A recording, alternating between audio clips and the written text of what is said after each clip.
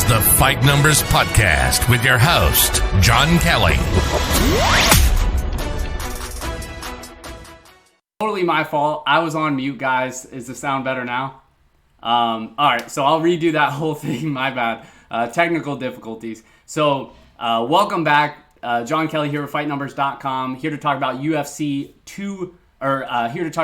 Jacksonville. Okay, there we go. Crusader in the chat. Thank you. Sorry, my mic was on mute, guys. Here to recap UFC 249 and talk about UFC Jacksonville. That's the Wednesday card. Hopefully you guys had a good card last night. I had a few people message me, people in the Discord as well. Really encouraging to see you guys win some bets, win some Draftkings money. That's always a ton of fun. Even though the Henry Cejudo fight didn't go the way I wanted it to go, that's okay. It's awesome to have the UFC back and sports back in general. And then I did want to say I'll probably give away a few tickets. The main contest on Wednesday is going to be the $10, so I'll probably give away a few tickets to that at the end. So stay tuned, because last week when we tried to give away some tickets, for some reason nobody wanted to say anything in the chat. I don't know if you guys were too scared or what last week, but just so you know, the more chatter in the chat, I appreciate it. I encourage it. The more chat, the better, the more chance you have to win a ticket. What up, bro son 999, welcome. So for those that haven't joined us before, basically what I do is I go through every UFC fight matchup and I break down every single fight matchup of every single UFC card. I talk about it from a Draftkings perspective, and then I talk about it from a betting perspective as well, where I see value in the betting markets, try to pounce on some lines before they move, that sort of thing. And then at the end, I sort of recap everything, go over my favorite bets for the card, sort of hone in on my core Draftkings players, and then talk a little tournament strategy as well. So as per usual, feel free to interrupt me in the chat at any time. Just try to keep it on the fight that we're actually talking about. We're riding hot, buddy. What up, B-Train? Shout out to you. Trying to keep that good momentum, the good vibes going into Wednesday's card. And this one, I think we actually should have potentially a bigger edge than a UFC 249 card, because there's a lot less big name fighters. And where that's a good thing is because the ownership is always down on some of the lesser known guys, like Omar Morales comes to mind, and we'll get to him in a little bit. But stuff like that. And then on top of that, people just really only play the guys that they know. So with half of this card being relatively unknown, that's where the people that put in the extra work should have an advantage. All right, so now that that's out of the way, I wanted to get this out to you guys early on Sunday, so that way we have a couple days to digest it and pounce on the lines before they move before Wednesday. So the first fight up on the card is going to be, and for some reason, best fight odds is like all out of order. So you're going to see me bouncing to and from the top and bottom page on that. So I'm just going to go in the order that I had it originally when I did research for this card. So the first fight up is going to be Chase Sherman versus Ike Villanueva. Going to pull up best fight odds, and this is what I'm talking about. So they have like half the card below where it's supposed to be, and then like 6 fights where it's supposed to be on best fight odds. So Chase Sherman comes in as a minus 150 favorite. The comeback on Ike Villanueva is plus 130. This one definitely goes to show you why this fight exactly is a testament to why to how hungry the UFC is for American-based fighters willing to fight on short notice. And what I mean by that is Chase Sherman, like, first of all, you guys are probably doing the Conor McGregor, who the fuck is that guy? Because nobody knows who Chase Sherman and Ike Villanueva is for the most part. Well, Chase Sherman used to fight the UFC. He was cut back in 2018, I believe. And really didn't look good when he was in the UFC. And then Ike Villanueva is just like this regional grinder, 36-year-old making his UFC debut. But going back to Sherman, he was 2-5 in the UFC, basically just a knockout or bust fighter. So now he's going to be going up against Villanueva, who's getting his shot at the big dance. So basically these are two knockout artists that are just going to try to take each other's heads off. And why I'm excited about that, not just from a fan perspective, but because I don't think they're going to be that popular because nobody knows who they are. So I think we're going to get a little bit of an ownership discount, which should be pretty nice. But Sherman is a former Division II football player, so he does have decent athleticism for the heavyweight division. The problem is he's very stationary. His striking, he stays like super upright. If I could compare it to one person, and you guys might laugh, but it would actually be like Ben Askren, because he's super like, obviously he's a better striker than Ben Askren, but just like how he stays super stiff and upright. And that's really why he's so hittable. And that's been his problem in the UFC, is he does have like legitimate power and he's a decent boxer, but he's just so hittable because he's so stationary that it tends to get him in trouble. And he's been knocked out quite a few times. So in terms of Villanueva, this other guy, basically what I can find out about him was that he's a light heavyweight moving up to heavyweight for this fight, so he will be at a size disadvantage. But what he lacks in size in this matchup, he's going to make up for with his speed. And I think that's really the biggest advantage in this matchup for either fighter, is that he's just a lot quicker. He has a quick jab. He still has legitimate power. We'll see if that'll translate to the heavyweight division, even though he'll be a little bit smaller. But as with most heavyweight fights, I always recommend getting exposure to both sides, like we saw with the Verdum fight against Alexei Oleinik last night. Oleinik ended up being on the optimal lineup, but that's why we talk about heavyweight fights. Even such a big favorite like Verdum, he lost. It's a heavyweight fight. They gas out quick. Both guys, nobody got knocked out there, but usually in a heavyweight fight, both guys have knockout power. So always, if you're ever going to take a risky guy, it's not a bad idea to go with the underdog heavyweight. So now these guys, the lines aren't super off. Draftkings did just release their pricing, so we could pull up Draftkings pricing to see where these guys are at. I think Chase Sherman was 8.4K, and then Villanueva 7.8K. So this is a fight we're going to want exposure to, just because both guys are super cheap. And I'm actually leaning with Villanueva here. Like I said, I think the speed is probably the biggest advantage in this fight. But I'm definitely going to have both sides. If I'm playing 10 lineups, I'd probably go like 6-4 Villanueva, something like that. Not a heavy lean, because Sherman does still have a pretty strong inside distance line. It's at plus 130. And not all the props are out yet either. So we're really just dealing with the very basics here. But overall, a fight we definitely want exposure to. I'm going to lean with Villanueva, but certainly have both sides of that one.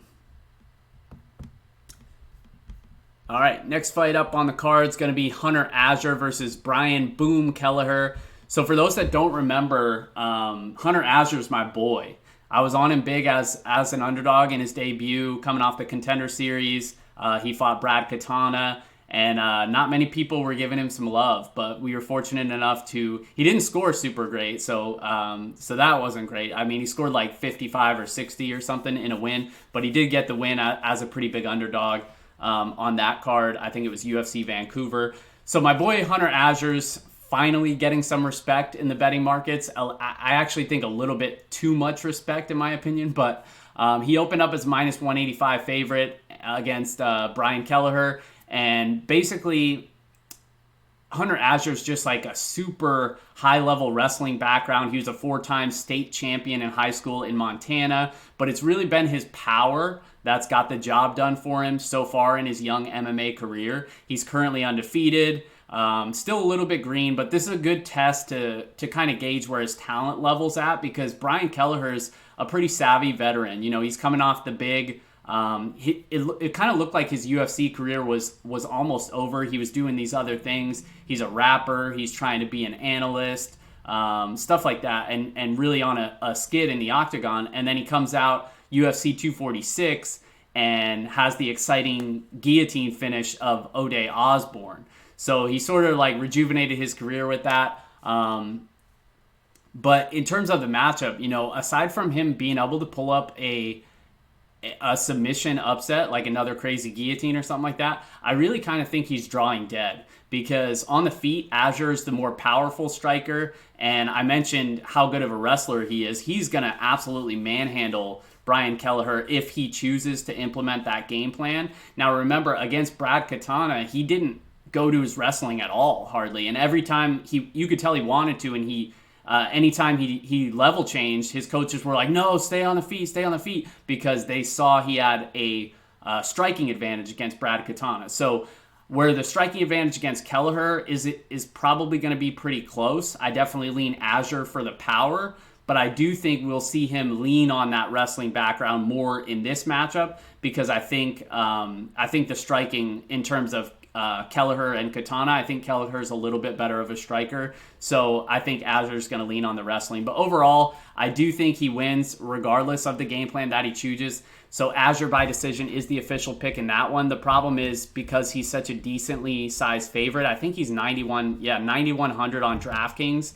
That's not great. And here's the Katana fight. Yeah, he scored 59 in the Katana fight. But like I said, 0 takedowns. And he only attempted like 1 or 2 in that one.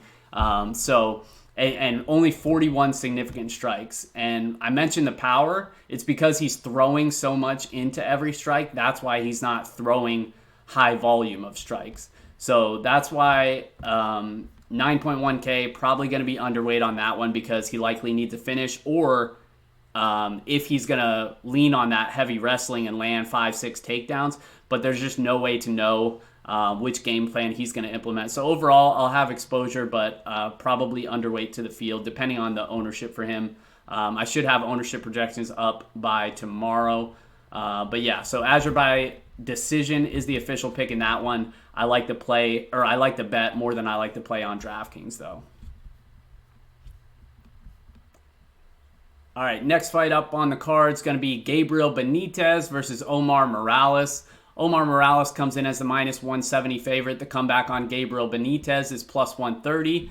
Omar Morales was originally scheduled to fight Alexander Hernandez, who is now fighting Drew Dober later on in the main card here. And that really did Morales a favor because now his matchup, like he was a plus 175 underdog to Hernandez, and now he's a minus 170 favorite to Benitez. So he really got helped out with the way the whole matchmaking shook out on this one. But the thing about Morales, he's a decent boxer. He's got legitimate knockout power. And when he does want to go to the grappling, he's a black belt in Brazilian Jiu-Jitsu. 5 of his 9 professional wins have come by submission. The thing about his striking is sometimes he's aggressive to a fault. And if you go back and watch his debut against, I think it was... who was it? Ding Hong Ma, or however you say it, what's his name? Di Choi Ma? Yeah, whatever his name is. If you go back and watch that fight, Omar Morales was literally trying to take his head off with every single strike.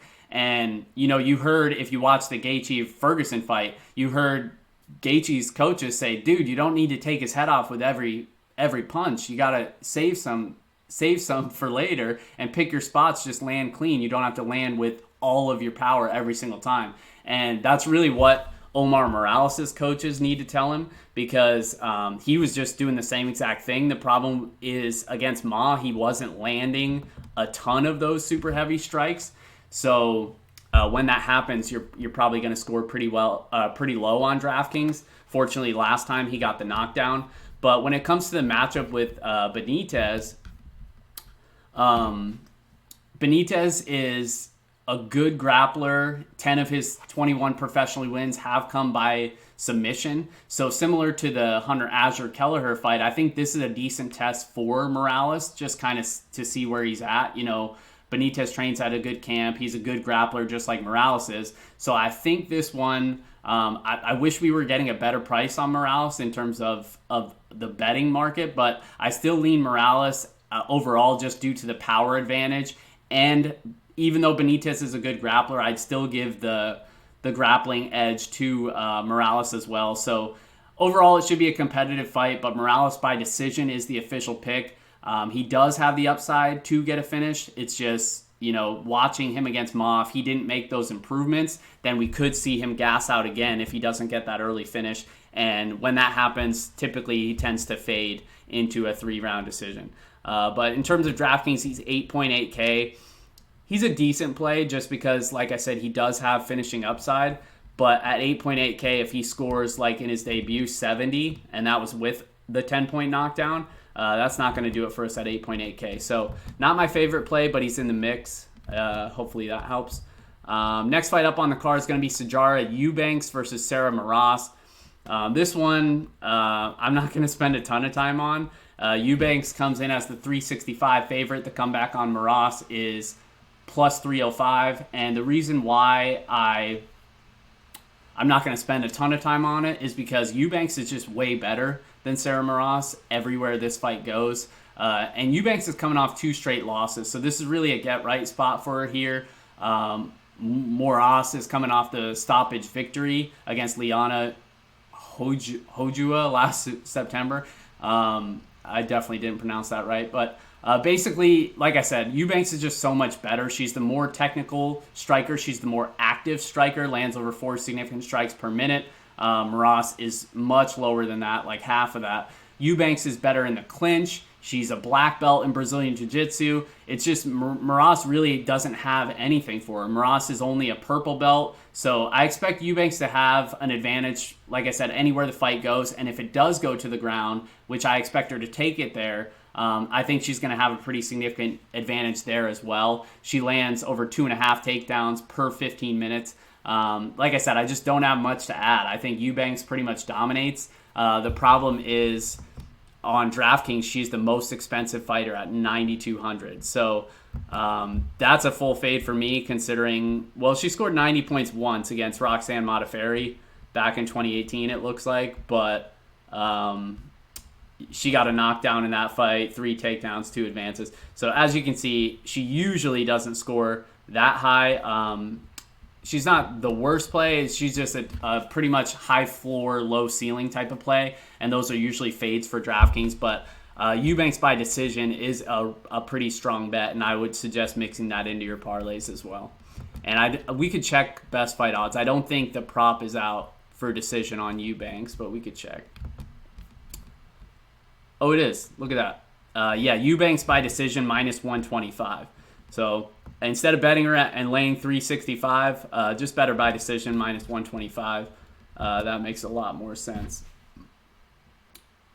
Yeah, B-Train 655 asks, is Eubanks the start of these long parlays? Absolutely. I would mix her into just about every parlay. I just don't see a scenario where she loses this fight. And then he also said the public only knows Morales and St. Preux. The public actually doesn't really know Morales, but they do know St. Preux. They know Anthony Smith. There's a couple names, Glover Teixeira for those old heads. But we'll get to those guys later. But yeah, going back to Eubanks, I'm very confident she wins this fight. If you're into cash games, we talk tournaments here because we're trying to win all the money. But if you're into cash games, she's definitely a high confidence play. All right, next fight up on the card is going to be Michael Johnson versus Thiago Moises. This fight is nearly a pick'em currently, as Michael Johnson has the slight edge coming in at minus 115. The comeback on Moises is minus 105. Johnson's coming off that decision loss to Stephen Ray back last October. He has just 3 wins over his last 10 fights, but he's pretty much faced a murderer's row of competition in that span. Fought a lot of the top guys, so can't really knock him too much there. Moises hasn't had any favors either when it comes to matchmaking. He's just 1-2 in the UFC, coming off that decision loss to Damir Ismagulov last August. I can definitely see why Vegas is projecting this to be a really close fight, and I kind of see it as the classic striker versus grappler stylistic clash. Michael Johnson being the striker and having a pretty big advantage in the striking, as he's the much quicker, the much more active striker. So that in general is going to help him win rounds. Moises, on the other hand, he is a black belt in Brazilian Jiu-Jitsu, likely to try to get this fight to the mat, but I don't think he's going to be able to do that. And that's why I lean Johnson here. Johnson's made a living on defending takedowns and beating guys up on the feet. So he defends takedowns at nearly 80%.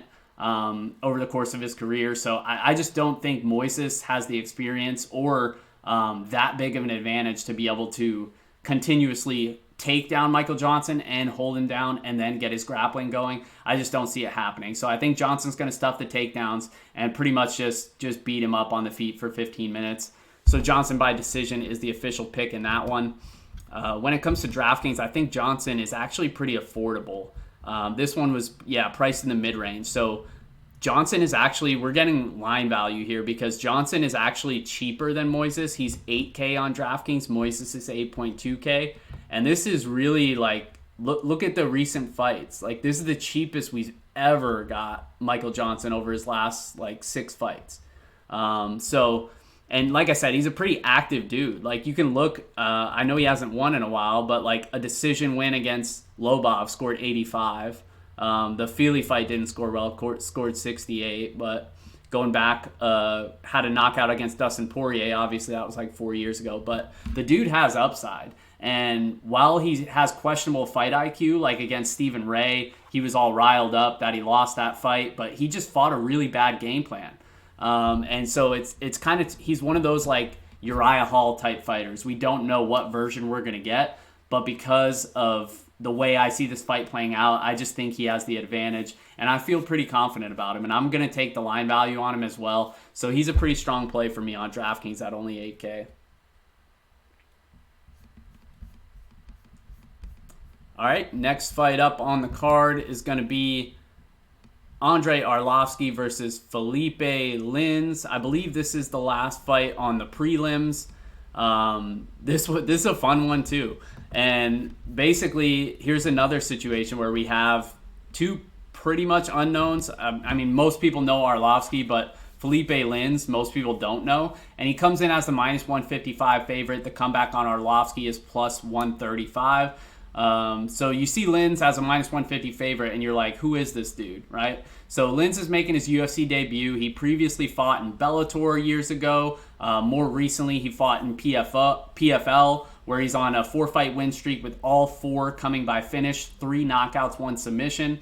In fact, only 2 of his 17 professional fights have gone the distance. And Arlovski, on the other hand, kind of a decision machine lately. Really just has made a living just being a more mobile heavyweight than a lot of these other bigger guys that can't move as well. But the problem with him in this matchup is Lins is kind of the same thing, just better.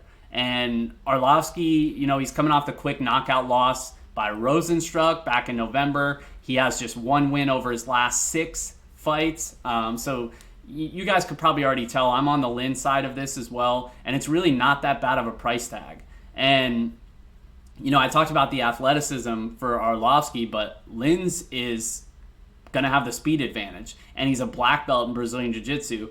And he has the better chin as Arlovski. Arlovski's been knocked out 11 times over the course of his career. So this fight as a whole is minus 190, not to go to decision. So it is a fight that we're going to need exposure to.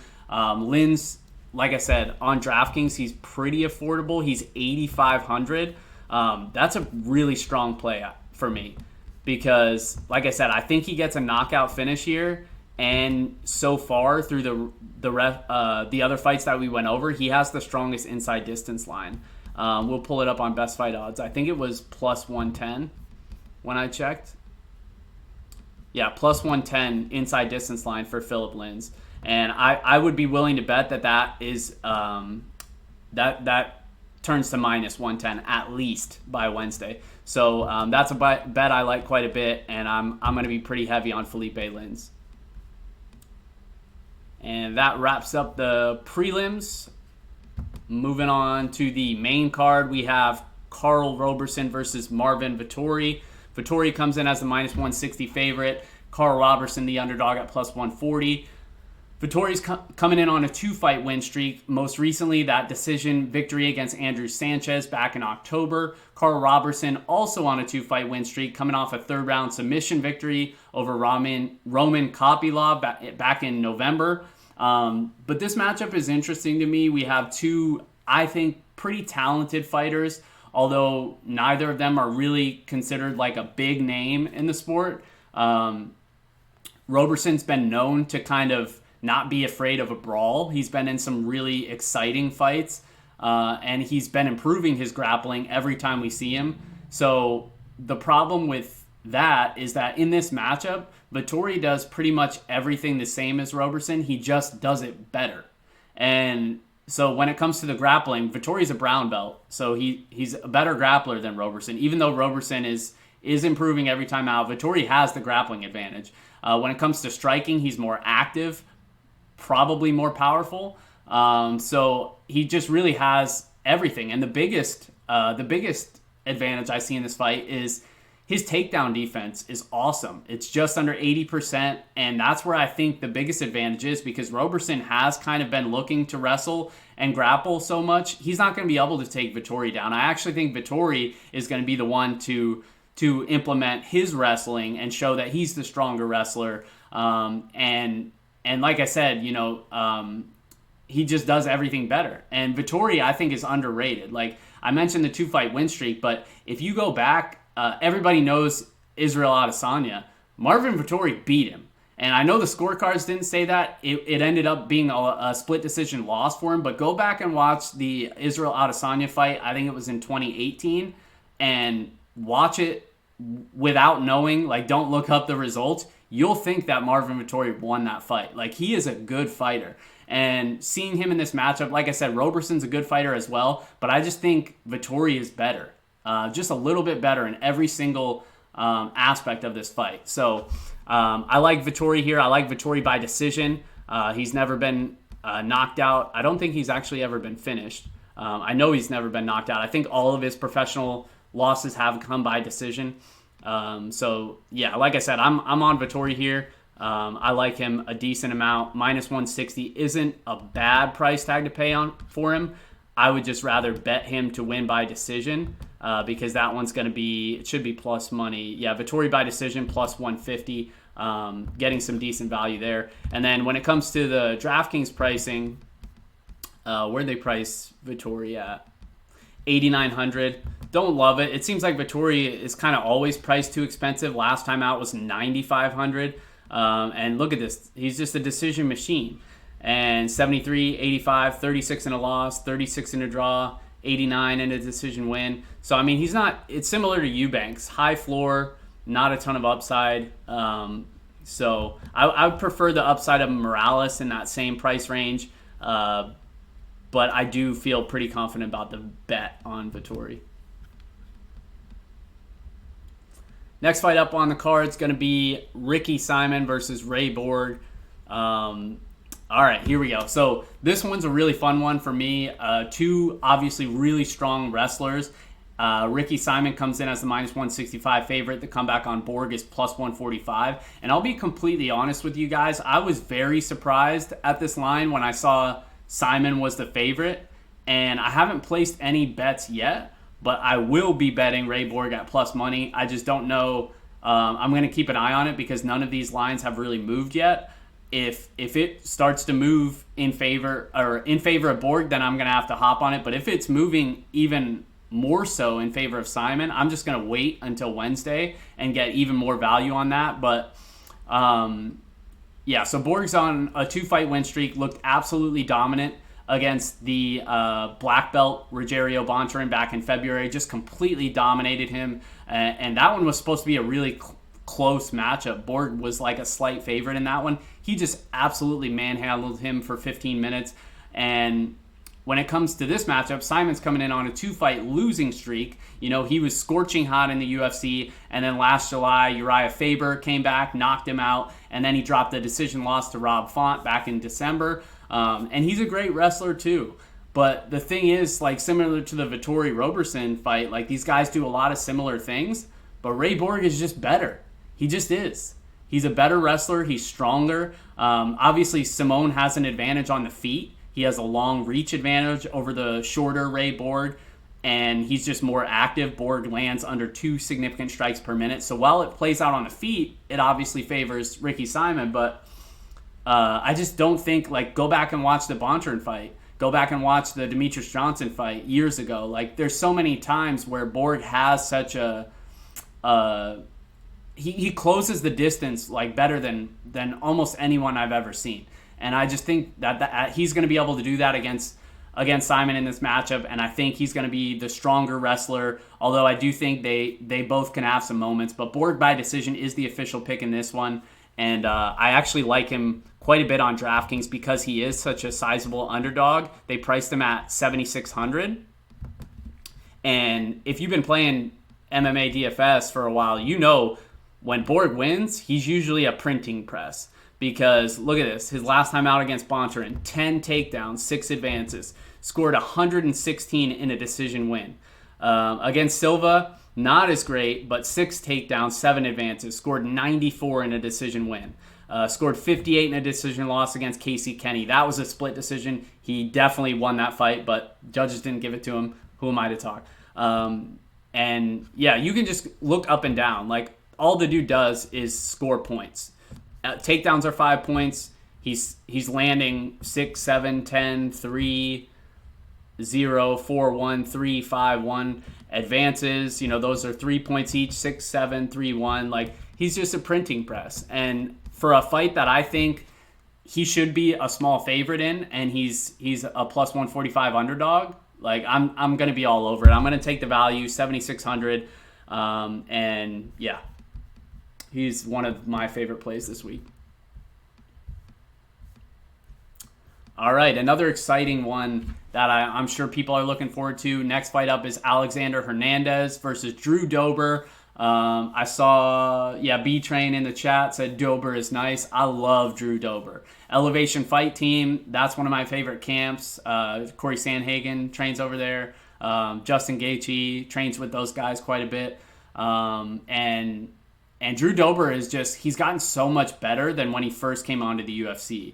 And he comes in as a slight favorite here, minus 125. Hernandez, the underdog, at plus 105. But Drew Dober is just, like I said, he's been so good. His boxing is just on another level right now. And he's coming off 2 first-round knockout victories. So he fought Marco Polo Reyes, knocked him out in the first round. And it was impressive, but you're like, Marco Polo Reyes, he doesn't really have a chin. So yeah, it's an impressive win, but the guy can't take a punch, whatever. So then you put him up against Nasrat Haqparast. And Haqparast is like the mini Kelvin Gastelum. He looks like Gastelum's twin. He just hits a lot harder than Gastelum. And there was all this hype behind Haqparast, and he's a good fighter. And Dober was like a 325 underdog in that fight or something like that. I just remember on DraftKings he was 6.9K, like the biggest underdog on the slate. This dude comes out here and just knocks him out within like 30 seconds. He's just on another level. And where this matchup comes into play, Hernandez, I don't know if I trust his chin that much. Hernandez is another guy like Ricky Simon, came onto the UFC smoking hot, beating all these dudes, knocked out Dariush, I want to say, had a couple big name wins, and talking all this smack. He talks a lot of trash, saying he's the best fighter in the division and the world, blah, blah, blah. And then Donald Cerrone knocks him out. So he eats a little bit of humble pie, comes back against Francisco Trinaldo back in the Texas card last year. And Trinaldo, just super low volume fighter. He ended up winning against Trinaldo, but Trinaldo landed more significant strikes. Neither guy landed a ton. I think, let's pull up DraftKings, because I think Hernandez scored like 50 points in a win or something miserable like that. 43 points in a win. Only landed 25 significant strikes. One of the ugliest fights and a bad judge's decision there. But he is a good fighter. I don't want to just talk smack about him. Like, this is a good matchup. I think it'll be a competitive matchup. But the reason I just keep going back to Dober is because where I think Hernandez does have some advantages here, I keep going back to the boxing of Dober. Like, Hernandez has a wrestling advantage. He has a grappling advantage. He's a brown belt in Brazilian Jiu-Jitsu. I think he has a lot of nice kicks at range. So I think his game plan, he's quick. I think he's going to dance around the outside and throw a lot of kicks at range and then pop in and out, maybe pick his spots with the punches. But at some point, Drew Dober's going to get inside and he's just going to light him up. And so that's the way I see this fight playing out. I just don't really trust the chin of Hernandez. And really, if Hernandez does even implement that game plan and it works over the course of 15 minutes, he's not going to score well. He'll probably score 50 to 60 in a win. So overall, he's just a complete fade for me. And I'm going to be pretty heavy on Dober because, like I said, his boxing is just on another level right now. And I think he wins, and I think he wins by knockout. So in the lower 8K range, 8,300, Drew Dober's a really strong play as well. So I think, I've already mentioned 3 guys around 8K that have the potential to score really well. So I think this fight as a whole this card as a whole is going to be really, really high scoring. Look at Dober, his last two first round knockout, 110, 108. Going back a few fights against Frank Camacho, 103. Josh Berkman, 108. He's just, when he wins big. So I love Drew Dober. I'm on him pretty big here. And that's how I see that one playing out. So on to the co-main event is going to be Ben Rothwell versus OSP. Why this one was the co-main? I don't know. I probably would have made the Drew Dober fight the co-main, but that's just me. OSP comes in as the minus 150 favorite. The comeback on Ben Rothwell is plus 130. Ben Rothwell is most recently coming off the knockout win against Stefan Struve back in December. Prior to that, he was on a 3-fight losing skid. And OSP is coming off the big submission win over Michael Aleksejek with the famous Von Flue choke. This fight as a whole is minus 215 not to go to decision, so it is a fight that we're going to want to figure out. And Ben Rothwell, he has a long history as a knockout fighter, but really not so much after he got busted for steroids. He accepted, the 2-year layoff by USADA, didn't fight for a total of 3 years, and ever since he came back last year, he dropped 2 low-scoring decisions, and then he knocked out Stefan Struve. But Struve, pretty much, he's another guy that can't really take a punch. So it's not like Ben Rothwell really has that same knockout power like he did when he was juicing back in 2015, 2016. So, I'm on OSP here. I have to favor him as the fresher fighter, the much better grappler. He's a brown belt in Brazilian Jiu-Jitsu. I just trust his cardio and his durability a lot more than this version, the non-steroids version of Ben Rothwell. And he's moving up to heavyweight, so he's going to just be a lot quicker and a lot more athletic than Rothwell. So I think that's going to make a big difference. So even if he's unable to get his famous Von Flue choke going, or his grappling, I just think he's going to win rounds on the feet as well. Even though that might not score great, I am pretty confident on OSP. And I think after Rothwell gets tired, which doesn't take long, I think he will eventually be able to take him down and probably choke him out. So OSP by submission is the official pick in that one.